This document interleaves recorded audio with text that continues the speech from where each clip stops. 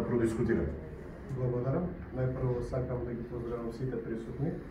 Секогаш е чест и задоволство да се биде присутен на една ваква средба, каде што практично имаме средба со здравствените работници од изборна единица 1, многу познати лица, дел од нив мои професори, дел од нив мои студенти и особено многу ми е драго што со нас е носителот, предводникот на листата во изборна единица 2, листата на ВМРО-ДПМНЕ и кандидатот за пратеник, исто така мој многу добар пријател, драг другар и кандидат кој што во моментот го предводи и Општинскиот комитет Бујтал.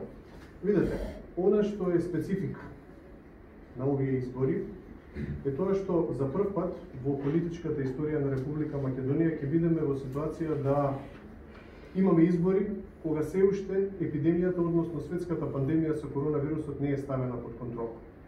Меѓутоа, ВМРО-ДПМНЕ како политички субјект на некаков начин по силно инсистирање на политичките опоненти прифати да излезе на овие избори, затоа што ние како политичка партија од самиот старт нагласивме дека не се повлекуваме од изборите, но на прво место ни беше здравјето и заштитата на здравјето на гласачите и граѓаните.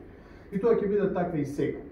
Зошто? Затоа што оние протоколи кои што ќе се донесат за време на текот на трајањето на целата предизборна кампања и на самиот ден на избори, ќе имаме специфики кои што досега беа различни од она на што сме навикнати. Досега се гласаше 2 дена, овој пат гласањето ќе биде поделено во 3 дена. Едниот ден ќе биде предвиден за сите оние луѓе кои што беа на некаков начин во домашна самоизолација или во карантин и оние луѓе кои што се позитивни на вирусот.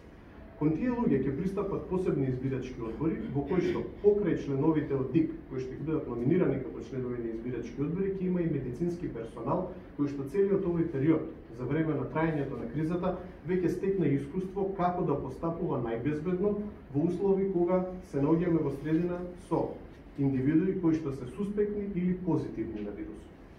Вториот ден ќе биде предвиден за болни и изнемоштени лица и истите тие ќе можат своето гласачко право со оглед како ризична група на ризична категорија на граѓани да го остварат во своите домови. Повторно ќе има посебни тимови кои што ќе ги посетат и ќе има возможност на луѓето да го остварат своето гласачко право во својот дом. На овој начин, преку сепарирањето на ранливите категории и луѓето кои што се во изолација и потенцијално позитивни и оние кои што се веќе дијагностицирани како позитивни, ние го намалуваме ризикот на контакт со оние луѓе, оние гласачи кои што ќе можат да го остварат своето гласачко право на 15 јули. Значи гласањето ќе биде на 13, 14 и 15 јули. Доколку максимално се почитува мерките на заштита, кои што се строго пропишани од страна на Државната изборна комисија, мерки кои што ќе важат како за гласачите, така и за членовите на избирачките одбори и за наблюдувачите, тогаш верувајте дека ризикот ќе може да се сведе на најмал можен минимум, за да на било каков начин дојде до трансмисија на болест, односно да било кој од оние кои што се учесници во гласачкиот процес, било како граѓани кои што го остваруваат своето гласачко право, било како членови на избирачки одбори или наблюдувачи, да бидат изложени на ризик. Зошто? Затоа што условите ќе бидат до тој степен контролирани, што ниту ќе биде дозволено групирање, нема да има можност поголем број на граѓани од пропишаното да се најдат во една просторија во исто време и да го остварат своето гласачко право и максимално ќе бидат запазени мерките на дезинфекција. На тој начин заштитата ќе биде за сите нас, затоа што на крајот на денот не е само денот на избори и изборниот резултат битен, туку е важно на прво место здравјето на граѓаните и оние кои што излегле да го остварат своето избирачко право. Благодарам. Благодарим. Ако има